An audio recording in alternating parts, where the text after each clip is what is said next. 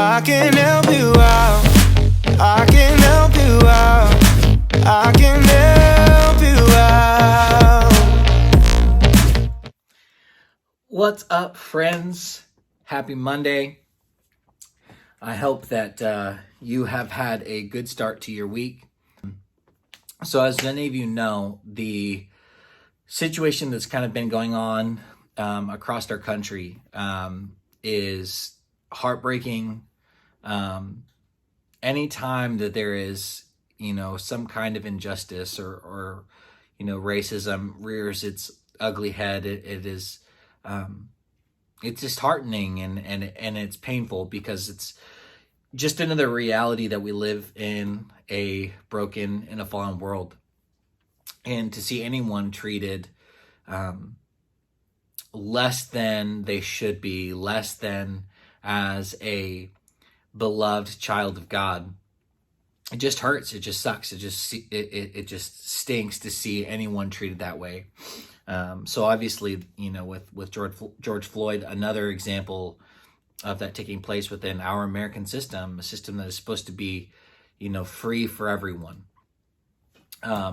But through that all, and then through the chaos that kind of ensued after that with the rioting and the looting, it was hard. And you see these people who, yes, some are acting out of pain, out of grief, of the loss of feeling unheard, which is true for many of our brothers and sisters who are African American or a member of another minority. Their voice is very often silenced and ignored, which is it's not okay.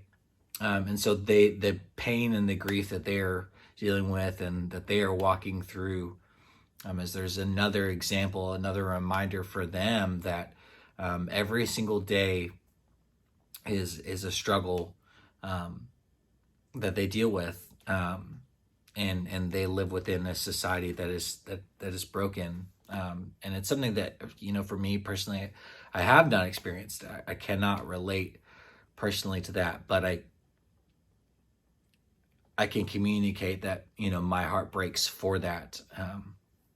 My heart breaks for those people. My heart breaks for George Floyd and for his family. But through all of that, what I have seen on Facebook and through many different media outlets has been several different examples across our country where police and those who are protesting for Black Lives Matter walking together. An incredible example, which I'm not sure if you've seen or not. It's viral, so I would be surprised if you haven't yet.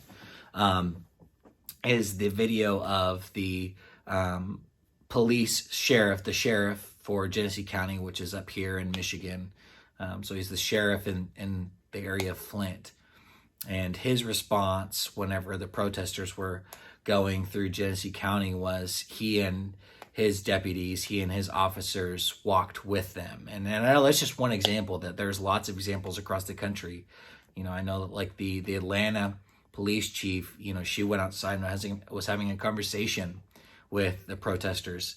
And I think that is just totally and completely amazing. I think that is awesome. And I think that is what needs to be receiving attention. I think that is an amazing example of what we all should be striving for, what we should all be reaching for.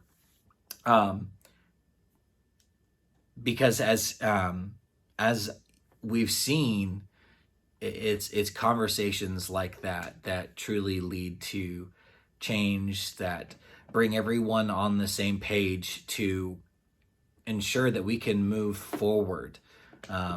Because there are many, and I'm one of them. I'm becoming more and more aware through this, through the message that we had on Sunday morning at Life Church.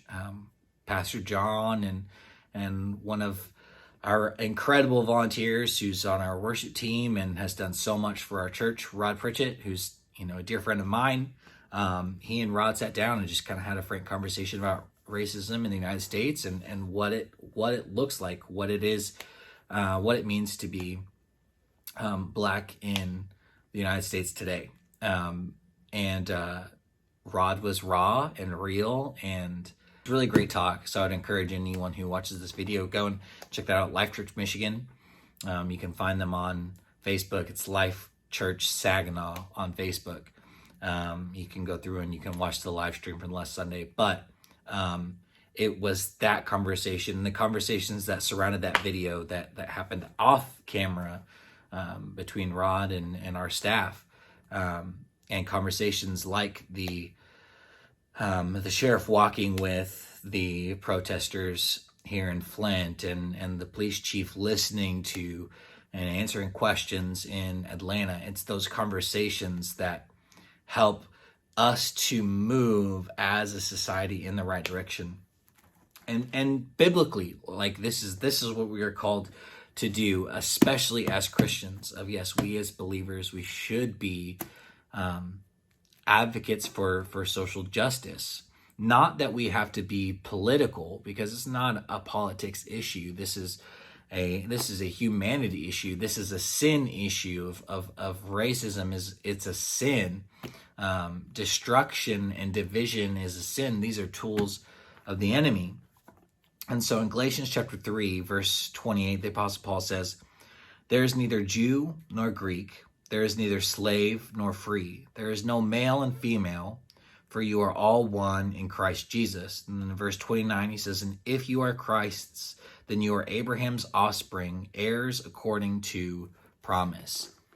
So what he lays out through this verse is, the Apostle Paul makes it clear that it does not matter our race, our gender, what our background is, what our previous experience is, what our work life is, how much money we make, or where we live. It does not matter. That under Christ we are all equal and called to be united. That every person who breathes, who has blood in their veins, is a child of God who God is seeking to call home.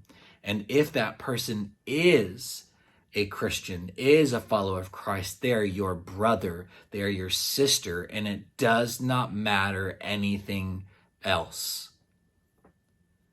The kingdom of God is a diverse kingdom, but it's a diverse kingdom that is united under Christ, because that is what we all have in common, regardless of our views, regardless of our political stances, regardless of our approach to life. What we all have in common is we are all in desperate need of saving. And that saving comes through Christ and through Christ alone. And so there are two responses that we should have to individuals. One, individuals who are believers, we should walk alongside them, encouraging them, joining together with them as family, brothers and sisters. Two, we see them as lost, who we should still walk alongside, but walk alongside in a manner that we attempt to introduce them to the hope and life of Jesus Christ. That is our call. That's how we respond to people. And we respond to all people the exact same, with the love of Christ. Just as God has loved you, and just as Jesus laid his life down for you, so are we to love, encourage, and treat everyone we come in contact with. And I think that unfortunately in issues and situations like this, not necessarily the circumstance, because I hope and pray that anyone who watches this video 100% agrees that racism is wrong and that what has taken place recently is unexcusable and is not acceptable. But beyond that, the response to what has happened, I know that there is debate around that. And what I want to encourage everyone to focus on is that regardless of how you view the response, please do not let the tool of division get in the way of you taking your step, whatever that looks like, to walk alongside our brothers and sisters who are walking through pain. If you don't agree with the rioting and looting, and that's okay if you don't. To be honest, I struggle with it as well, and I know that there are people who believe that it's right, and for those who believe that it's right, like believe that it's right. My heart and my desire is not for there to be a debate associated with this video or around this topic at all, because I believe that unfortunately what can happen is the enemy can use that situation to cause division, and we can spend all of our time talking about what we disagree on, the response, instead of talking about what has caused the response. The response is a symptom. What caused the response is the sickness. We know what the sin is, so let's work together, understanding that the heart for all involved is that justice be done and that we move forward as a people, as a society, as a country. And so let's unite around the fact that under God, we are all seen as equal and we are to love each other the same. And let's remember that as we are talking and as we are discussing on social media, instead of degrading and seeing each other as enemy because our viewpoints are different, remember that the person that you are berating on social media is also a human being.